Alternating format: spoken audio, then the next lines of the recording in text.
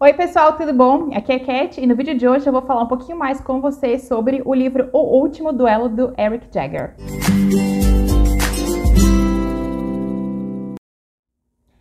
O Último Duelo é um livro de não ficção escrito pelo Eric Jagger, que é um crítico literário e especialista em literatura medieval, e ele vai se debruçar sobre um fato francês que foi o último julgamento por combate autorizado pelo Parlamento de Paris, que aconteceu em 1386. Esse combate envolveu dois nobres da corte francesa. De um lado a gente tinha o cavaleiro Jean de Carouge e do outro o escudeiro Jacques Legris.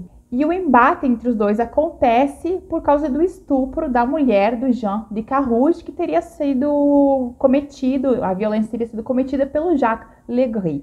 O autor, ele diz aqui no início que ele se debruçou durante 10 anos em fazer uma pesquisa histórica minuciosa e acurada sobre o fato, porque esse combate, ele é o último combate autorizado pelo Parlamento de Paris.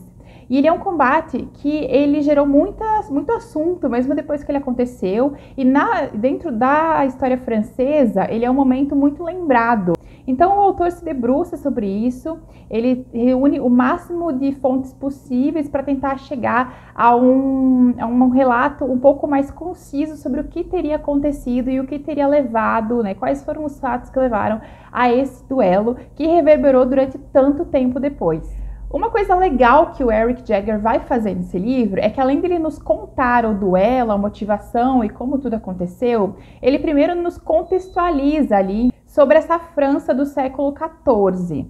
Ele vai nos mostrar que a França vinha passando por momentos muito turbulentos com a questão das cruzadas e com aqueles embates intermináveis contra a Inglaterra. A França e a Inglaterra estavam sempre em pé de guerra. Isso fazia com que o povo, com que os nobres estivessem sempre se movimentando ou em direção às cruzadas ou em direção à Inglaterra.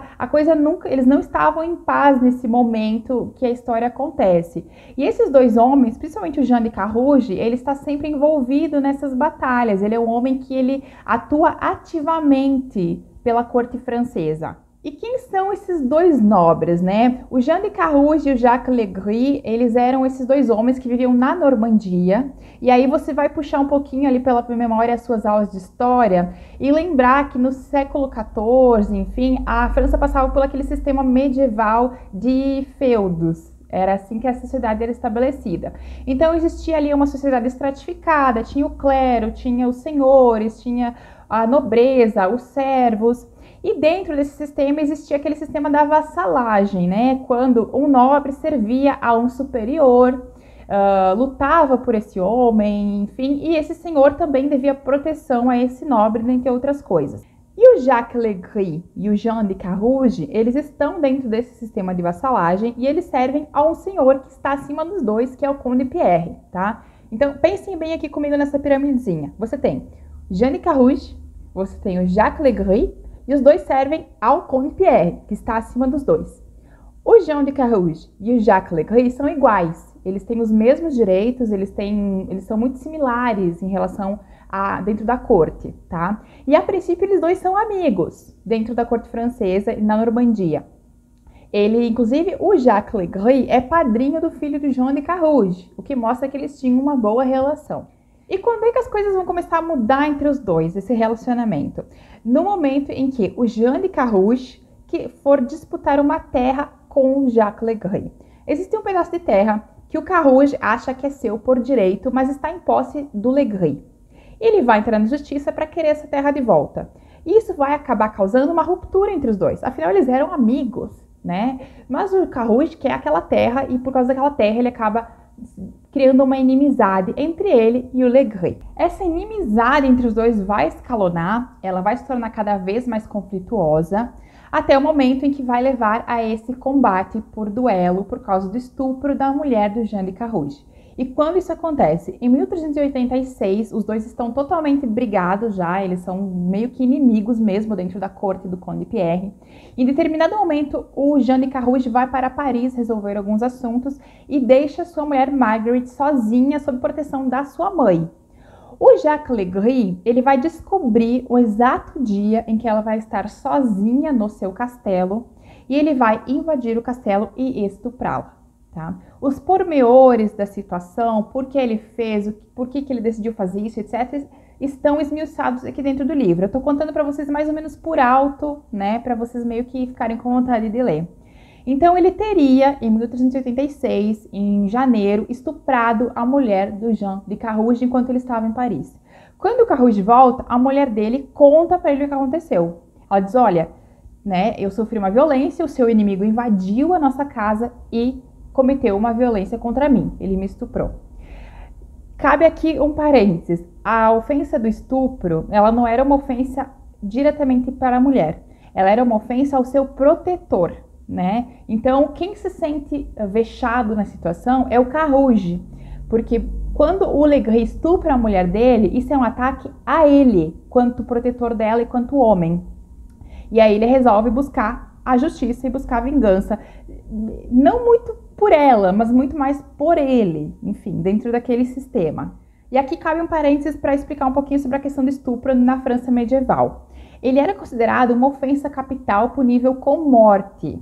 Porém, na maioria dos casos, dependendo da situação, dependendo do nobre, do homem que fosse acusado, tudo terminava em multa. Geralmente o homem pagava uma multa para o marido ou para o pai da mulher, ou ainda se casava com ela e a situação ficava resolvida, tá? Era geralmente assim. Lembrando que, apesar de ser uma ofensa capital, o estupro era livremente cometido pelas tropas francesas, pelas tropas inglesas, por todos eles, quando eles invadiam cidades durante as guerras.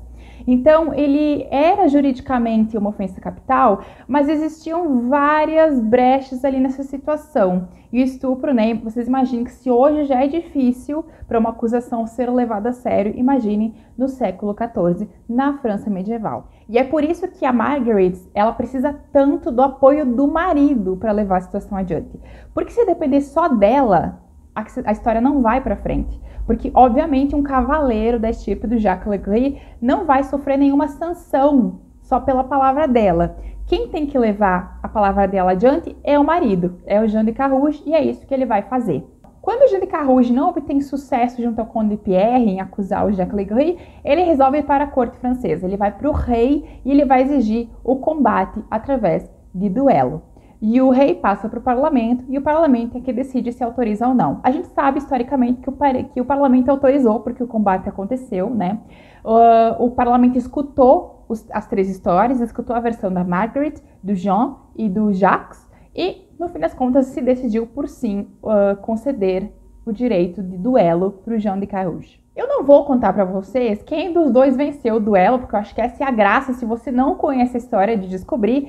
Mas se você tiver com muita curiosidade sobre qual dos dois venceu, joga no Google, tem na Wikipedia quem venceu, enfim, você pode descobrir isso facilmente. Mas eu vou me reservar aqui de contar para vocês o finalzinho e qual dos dois venceu, etc. Porque eu acho que quem não leu o livro pode ficar contente em descobrir isso por si só. É um livro, gente, muito interessante, muito bem embasado. O autor aqui ele vai contar as três versões, o que foi que a Marguerite disse frente ao parlamento francês, o que o Jean de Carrouges disse, o que o Jacques Legris disse perante o parlamento de Paris, quais foram seus depoimentos, quais foram os depoimentos paralelos das pessoas que estavam ao redor, etc.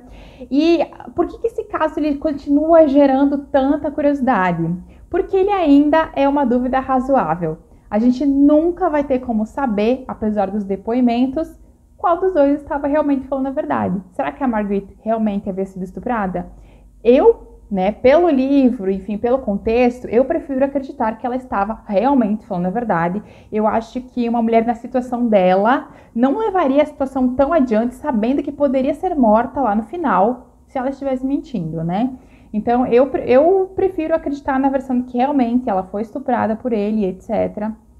Mas isso ainda gera uma dúvida, né? Tem muita gente, inclusive alguns historiadores, que ainda acreditam que o Jacques Legris era inocente da acusação. Tem gente que acredita que o Jean de Carrouges esteve mentindo porque ele queria se vingar do seu rival. Então, tem várias coisas ali dentro dessa história que o autor traz pra gente e a gente analisa, né, e no final decide o que a gente acredita ou não. É um livro interessantíssimo. Eu acho que quem gosta de história medieval, quem gosta de a história dos duelos, essa questão das vassalagens, vai adorar ler esse livro. Se você gostar da história, gostou do meu vídeo e que leu o livro e gostou também, esse livro inspirou o filme do Ridley Scott, que acabou de sair, o filme tem o mesmo nome, e o Ridley Scott escolheu fazer uma coisa muito similar ao Eric Jagger. Ele contou as 3 versões no filme.